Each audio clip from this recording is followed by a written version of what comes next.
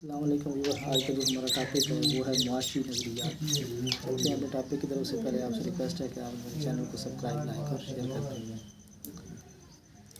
शाह साहब ने इंसान की खसूसियात बयान करते हुए तदबीरात नाफिज़ के असूल की कैफियत बयान की है। इनका ख्याल है कि इंसान को 3 ऐसी बातें दी जाएँ जिनसे वो तमाम अलानवा पर फ़ाइक शुमार किया जाता है। राय कुल्ली की मुवाफ़क़त।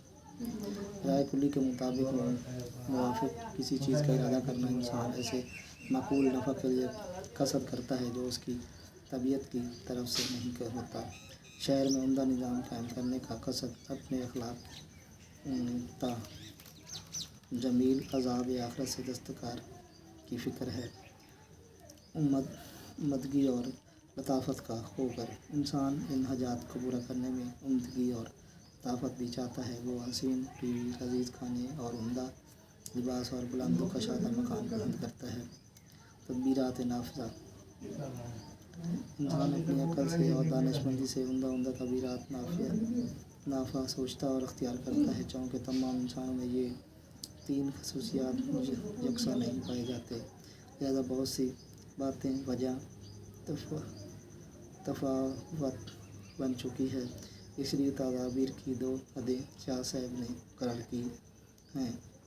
हद अव्वल के मुताबिक तदाबीर का कम से कम दर्जा से किसी को गुफर नहीं है, वो जिसमें जंगलों, पहाड़ों और महज़ब बस्तियों से दूर दराज के रहने वाले लोगों सब शरीक हैं, जहाँ उलमा, हिकमा और उम्दा अखलाक के लोग पैदा होते हैं, क्योंकि ऐसी जगहों में अक्सर लोगों का इज्तिमा रहता है।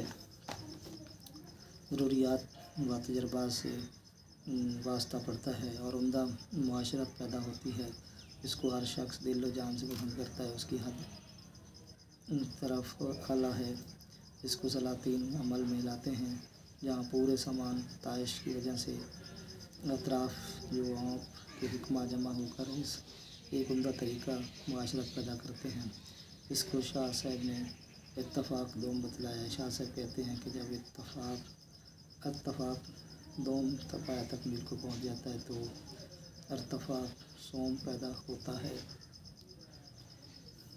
इस वक्त होता है जब लोग बख़ील, हासिद और नादहिंदा हो जाते हैं। लोगों में इख्तिलाफ़ और झगड़े पैदा हो जाते हैं। बुरी ख़्वाहिशात से मग़लूब व दिलेरी से लूट कर मार करने के आदी हो जाते हैं। और एक वक्त ऐसा आता है जब मजबूर होकर ये सब मिलकर एक रईस मुकर्रर करते हैं, जो इनमें अदल व इंसाफ से फ़ैसले करे और मुजरिम और सरकश लोगों को सज़ा दे, जो लोगों के मासूल और माल गुजारी वसूल करके फ़ौरी मुसारिफ पर ख़र्च करे। एक तीसरे इत्तफ़ाक़ से इत्तफ़ाक़ चारम पैदा हो जाए। तो ये उस वक्त होता है जब एक रईस अपने अपने शहर का खुद मुख्तियार हो जाता है। हर तरह से उनके पास माल जमा होने लगता है। वो इसमें हक़ तलफ़ी करना चाहता है। आपस में बुख़्ल व रंजिश पैदा हो जाती है, जिसकी वजह से बाहम क़ताल करने लगते हैं और उनको एक खलीफा मुंतखब करने की ज़रूरत पड़ती है। शाह साहब ने इंसान की मज़कूरा खसूसियात को तफ़सील से इर्तिफ़ाल अव्वल ता चारम में ज़िक्र किया है। इसे बख़ूबी अंदाज़ा लगाया जा सकता है कि शाह साहब को कसब माश के सिलसिले में अक़ायद और नज़रियात के एतबार से किस हद तक दस्तरस है। बिलाशुबा इस सिलसिले में शाह साहब ने फ़ुक़हा और मुहद्दिसीन से इस्तिफ़ादा किया है, लेकिन उनको अपने ख़यालात की रोशनी में परखा और एक जामे राय है।